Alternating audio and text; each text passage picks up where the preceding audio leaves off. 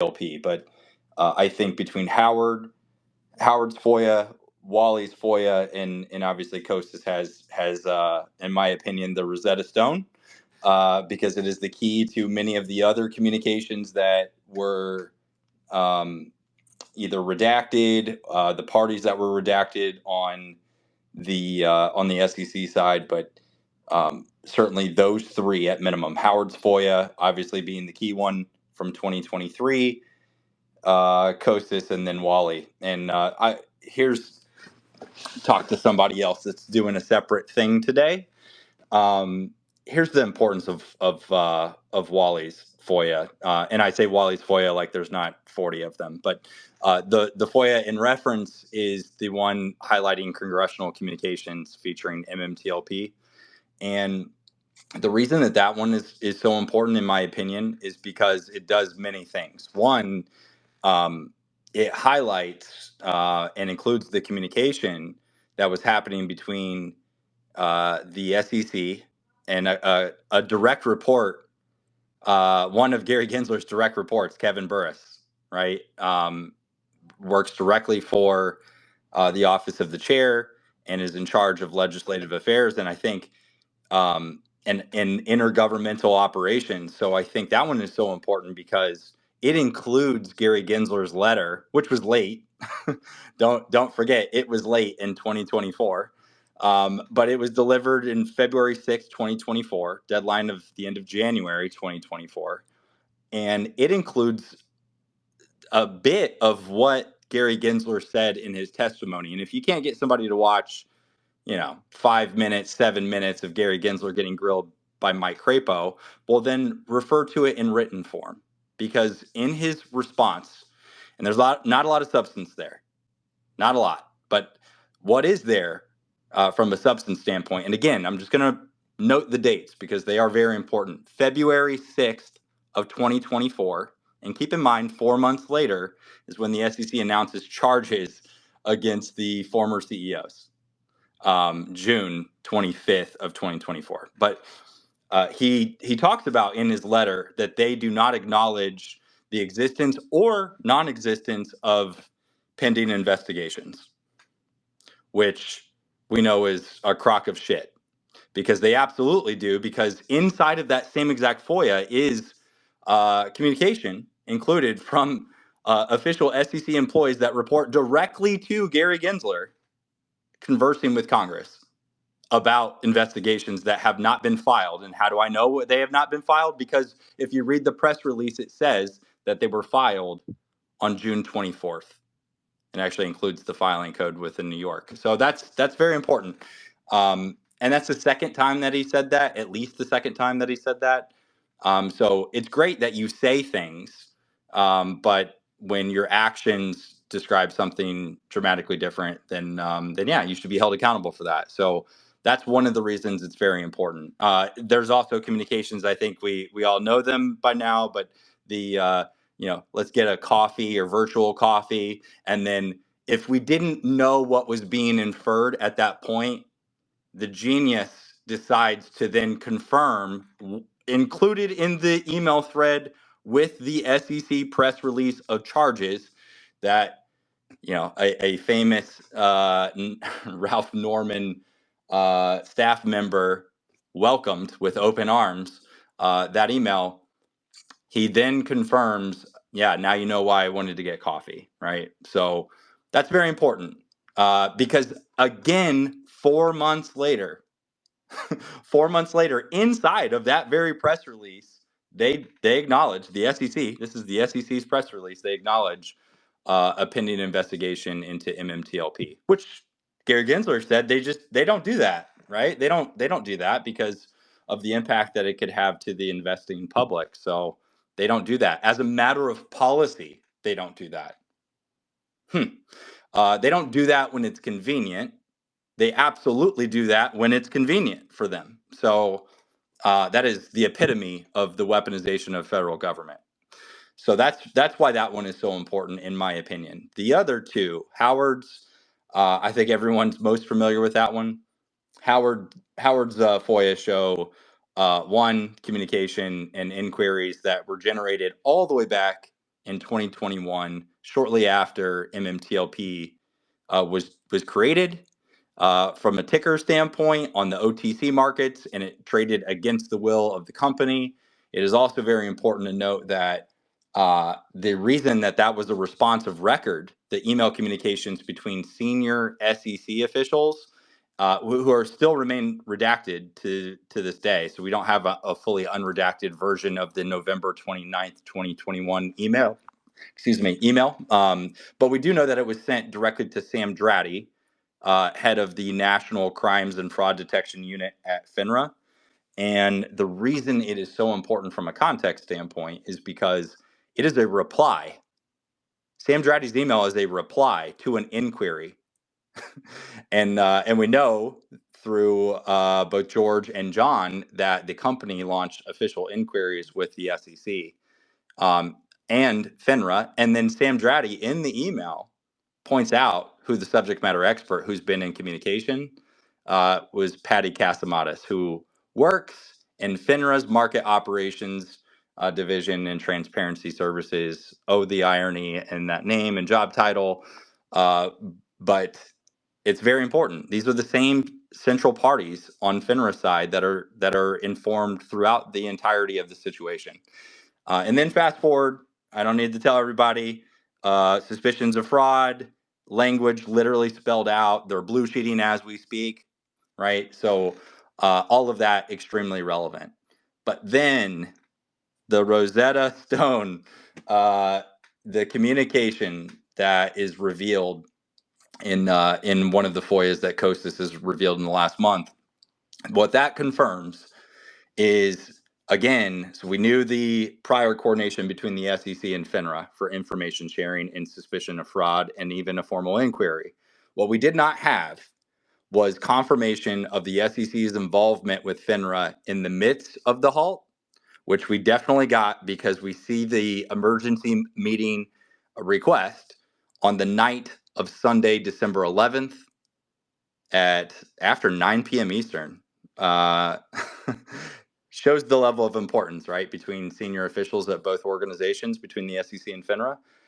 And they did accommodate the request, and they had a meeting on Monday, December 12th, which was, again, in the middle of the halt, technically second business day of the halt.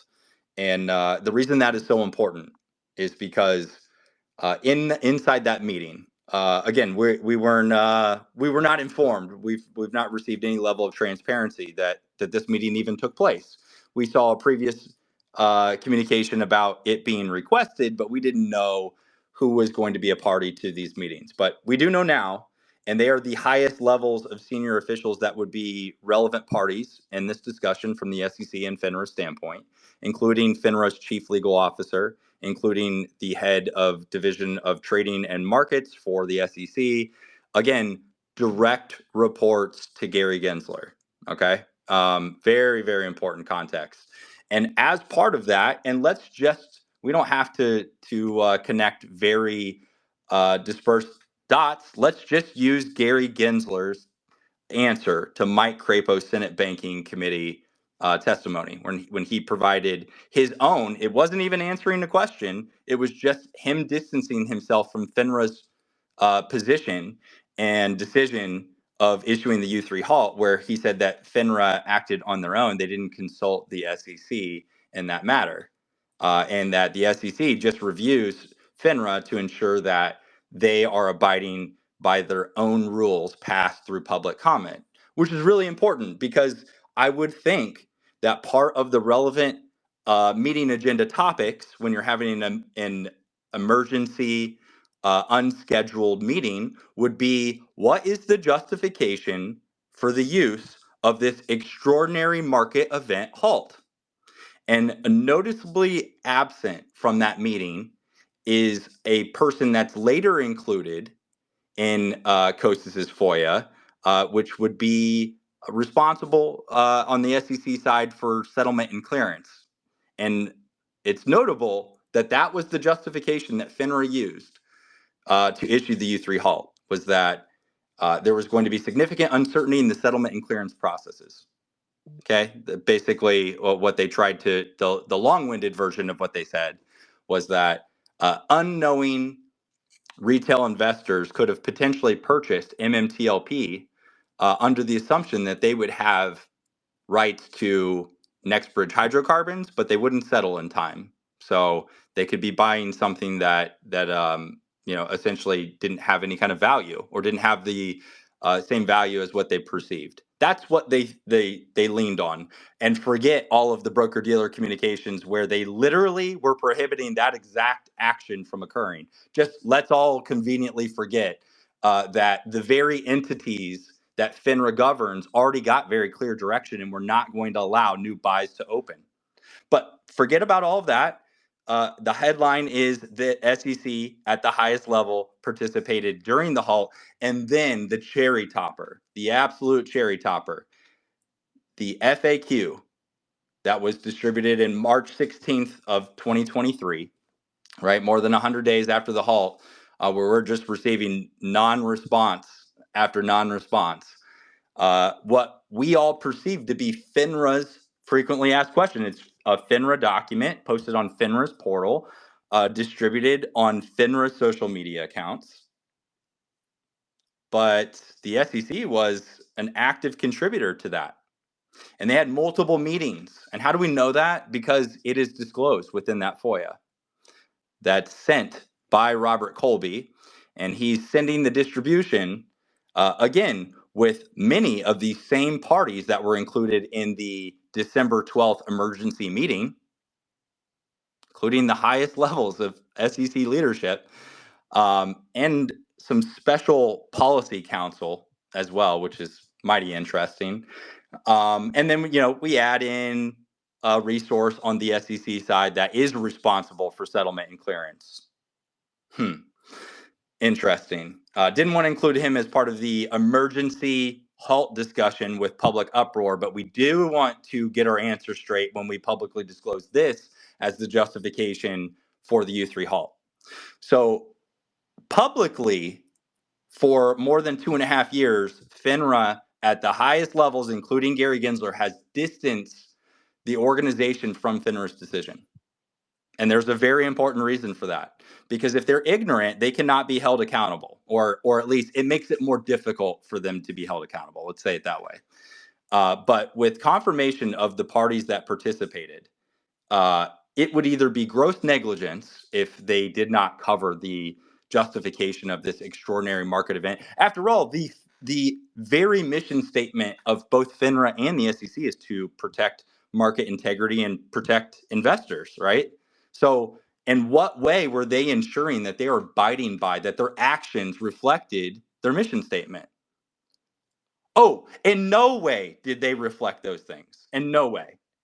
Before the halt, during the halt, after the halt, and once the heat started coming from Congress, at that point, conveniently, 3 years later, that's when they announced charges against the CEOs to dissuade members of Congress from participating in any kind of meetings or public discussions.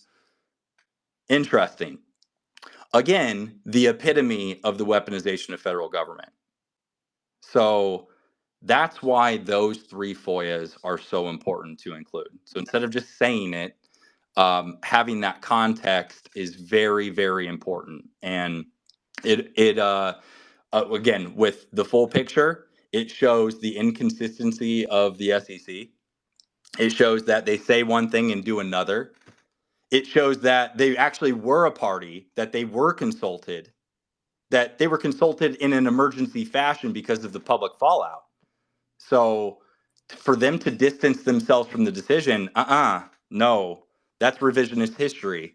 What it actually shows is that they ensured that this was going to play out exactly according to a mutually agreed upon plan. So that's the important context. And the luxury that this new SEC leadership has is they can play ignorant to everything that's occurred. They certainly weren't involved, at least not all of the individuals at the highest level involved in these decisions and these discussions. But that's also why it's very important that we are escalating to the SEC now. Forget the existing SEC complaints. This is not an issue that's been in any way, shape, or form resolved. This is an ongoing issue. And now, with new facts and data that have all come to light, now we know that the SEC is more than culpable. So that's the importance of all of this. That's why it makes sense to escalate. Is because all of this information, again, with appropriate context, it doesn't. You could be a moron and understand exactly what happened here. So. And I don't think we're actually dealing with morons. I think we're dealing with people that are put in a pretty precarious position, and it's going to be difficult, but we can make life a lot easier for them. But the first thing that we have to do collectively is show that we are concerned. And the best means of doing that is not via Twitter. Twitter happened, X is the best means for us to collaborate. That's been proven. But to actually take action, to escalate, to make this something that can be quantifiable on their end, there need to be official complaints logged. And so that's why it makes sense. And so thank you for the people that have kind of led the charge today and in recent weeks and doing that, because it does make a difference.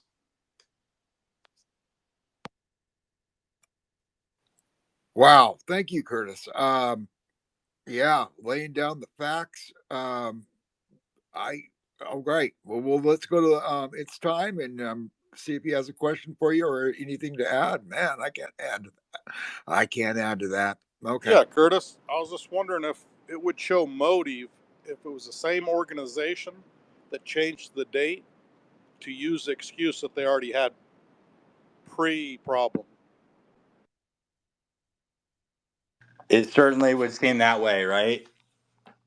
It certainly would seem that way. And not, you have, it's very, I think they probably, and the more communications that are revealed, I think the more damning this whole thing becomes, which is a great incentive for them to take care of it now, because I think the one thing that's been reaffirmed in everyone's mind, whether you had a doubt or whether they had a doubt, we are not going away, and this community will absolutely see things through. So, what the fastest path to the cheese is, I guess that's to be determined. But the information that comes to light is professionally damning, and there's likely. I'm just assuming. I'm not a legal expert by any means, but I'm assuming there's criminality involved. So, you want to talk about personal culpability? That seems to be more in play every day, where you get to see the individuals. But yes, the the people that are involved, when you look at the background of the Uniform Practice Code Committee members at the time of the halt, there's zero excuse for any of the events to have occurred this way, and they know that. They were banking on us not knowing that, and banking on the company being ignorant to that as well. What their rights were, what the path would be, what the procedure was, what the rules are, and they totally broke them. And there may be no better evidence of that than trying to change the rules after the fact, after all these events occurred, which is being highlighted now. But I think their actions are indefensible. It doesn't matter. They kind of painted themselves into a corner because they can't use the guise of we were protecting retail investors when they allowed MMTLP to totally circumvent Form 211 process, leverage an exemption against the company's wishes, and have it traded on a lower market. And then they're going to approve the registration statement of this company, right? That these shares will represent a piece of. They're going to approve the registration statement, which involve, from a shareholder standpoint, one of the CEOs, but it's the same parent company, right, of the other CEO. They're going to go through this whole scrutinizing process, and they're going to approve it, knowing that there's an open investigation. And then once there's public heat around their decisions and around facilitating the U3 halt, then they're going to say, oh, well, you know what? We found that they were trying to manipulate the market by trying to facilitate a short squeeze, 2 short squeezes. It's what they reference now. 2 short squeezes, which is really rich because it's a mere impossibility to have a short squeeze without a key ingredient. Significant short interest. I didn't see any concerns about forced buy-ins or an egregious amount of FTDs, about options being created for this NASDAQ ticker 2 weeks before consummation of a major transaction. I don't see anything about the SEC protecting us, the investors, in any of that. None. Not one single event. Now, another question is, when you look at these individuals that are tasked with corporate actions and making sure that procedure's followed and goes smoothly, would it be safe to believe that each one of those individuals that were involved had the ability to count to 2?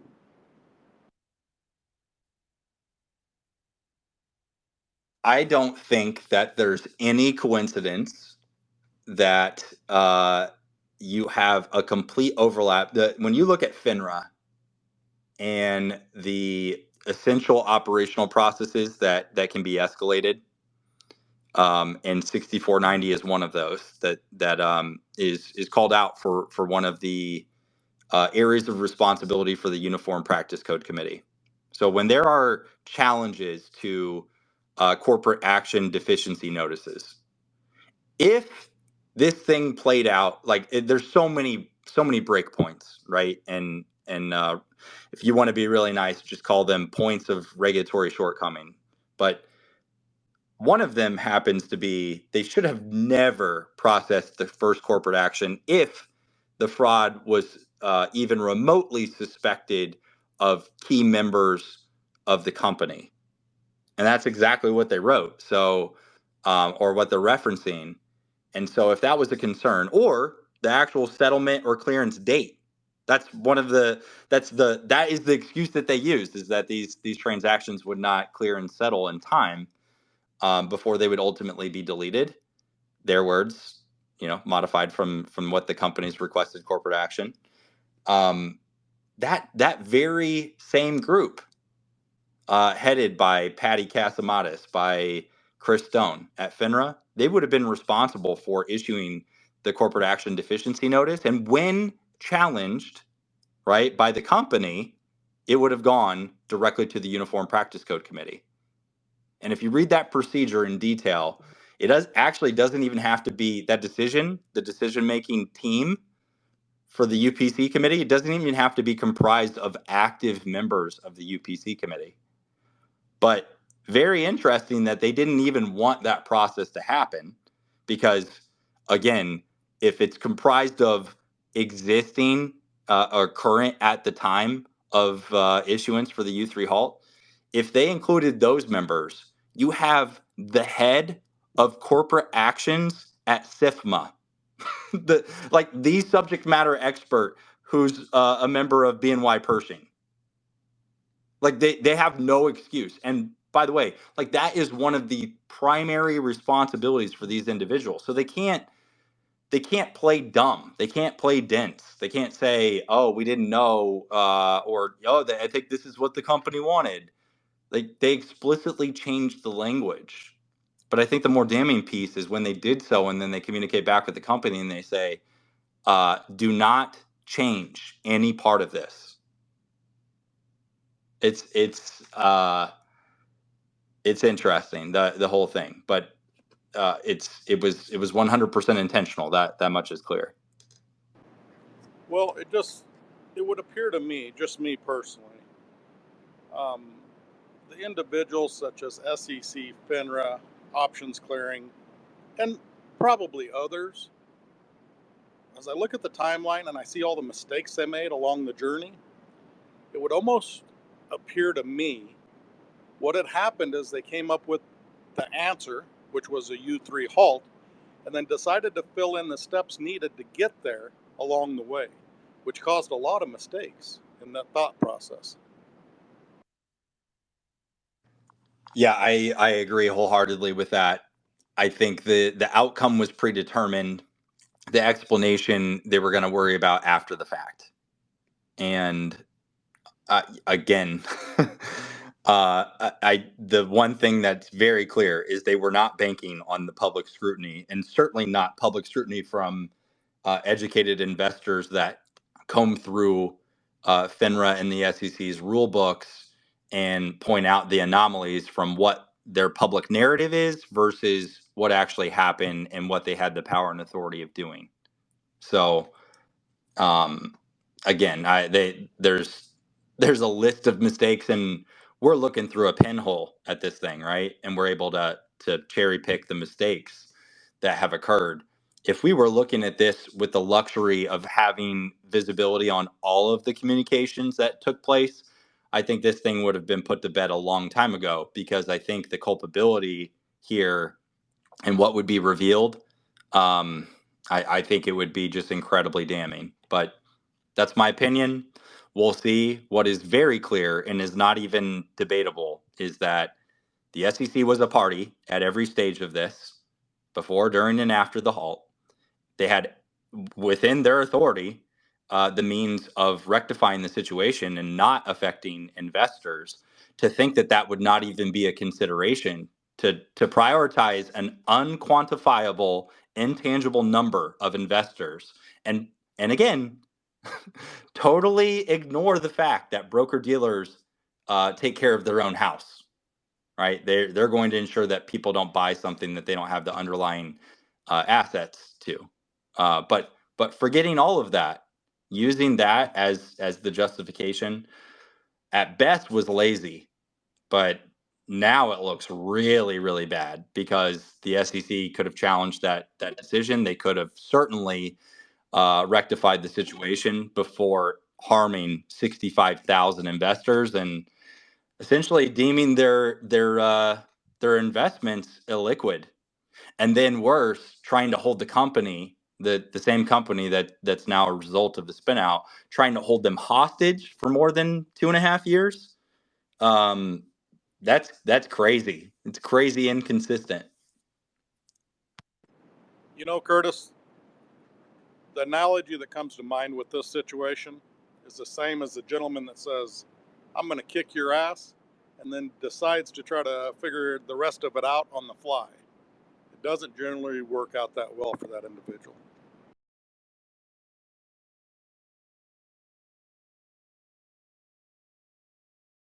Materials, or MMTLP, investors across the country share these same concerns. They have a lot of questions about what happened, the inability to sell the stock, and potential IRS implications.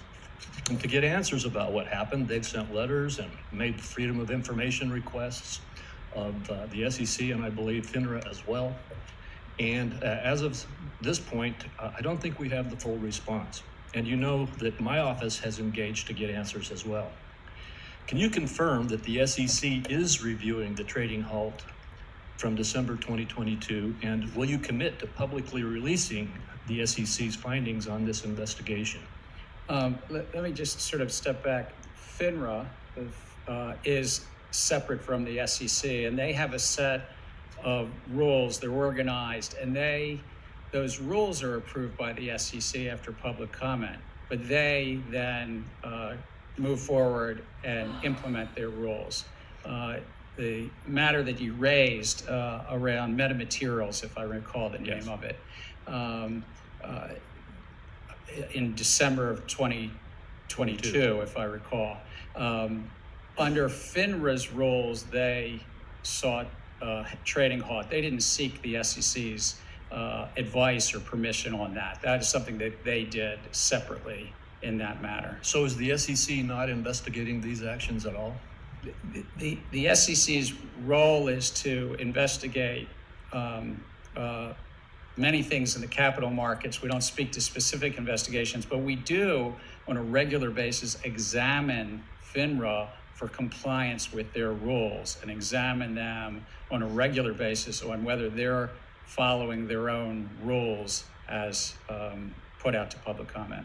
And are you examining their process and their compliance with their own rules with regard to MMTLP? We regularly examine, because they're such an important part of the capital markets, we examine them annually, I think. Part of our Division of Examination has a whole unit that examines FINRA on a regular basis. Well, I don't know whether this question relates to you or FINRA or both, but the investors have asked for the aggregated audited share count for the MMTLP and for the blue sheet data to ascertain whether MMTLP shares were subject to counterfeit and naked short selling. Have FINRA and the SEC analyzed MMTLP for any potential fraud or wrongdoing?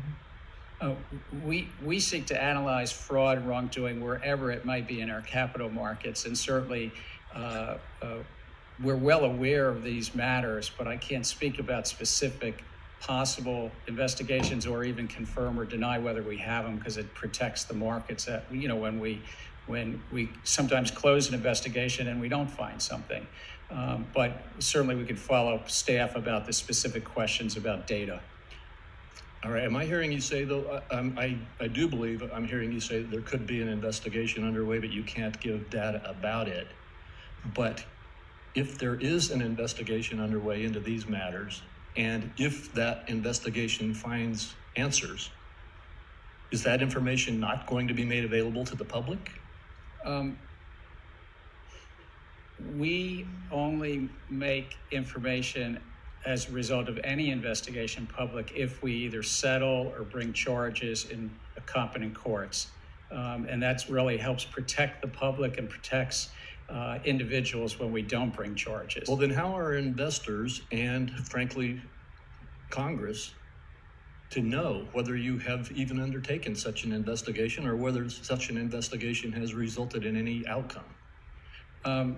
Again, part of, I think, the trust in our capital markets is being a cop on the beat, but also when we close investigations that do not result in either litigation or a settlement, that's really between those various registrants or market participants that it's been closed, and they have a right to say if it's been closed or not. Involving Donald Trump's Truth Social company. And in December of 2021, just a few weeks later, you guys launched an investigation using a novel legal theory against the former president's social media company. That is some coincidence, isn't it, Mr. Gensler? Senator, it is good to meet you in person, but I think you're not correct. What was I not correct about there? We follow the facts and the law wherever they are. And with regard to the SPAC field, the Special Purpose Acquisition Company field, there have been abuses, as you mentioned, one in 2018 that we found.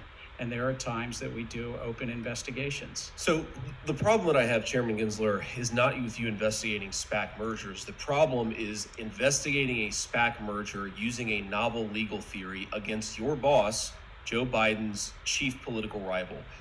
Also against a social media company, which of course at the time, Twitter and Facebook and every social media company had banned the former president. So you can make a pretty good argument that the SEC was using its enforcement powers to silence the chief political rival of the current president.